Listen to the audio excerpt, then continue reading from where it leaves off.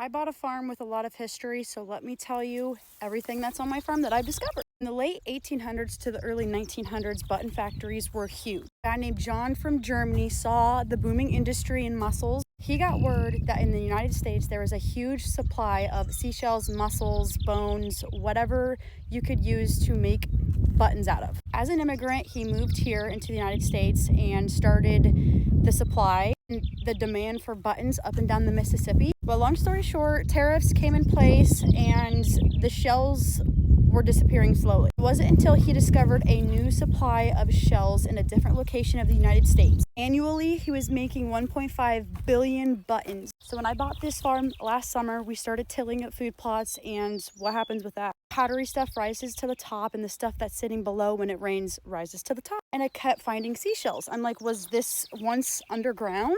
Is this like biblical matter before my eyes? I did some major research, and I thought it was just one area, the food plot on our farm, that I was finding shells. The more work that we do, the more places that we till, the more shells we are finding with button blanks clearly punched out of them. I have probably found over 300 shells, and today I wanted to show you a part that we just tilled.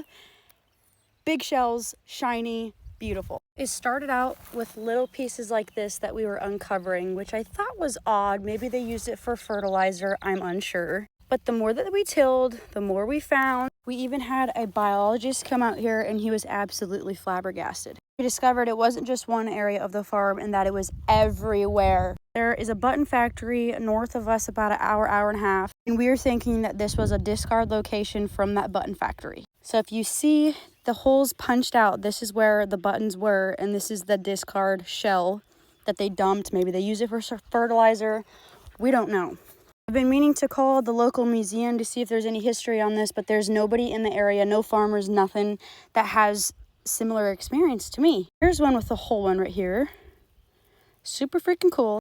This and any information with the shells, I'm going to start in my series, Our Farm. So if you want to follow me, follow along to see all of the history with this. This is like way cooler than finding arrowheads to me. I'm like, oh, it blows my mind. The physical history beneath our feet, the late 1800s to the early 1900s, and the more that it rains, the more they show up.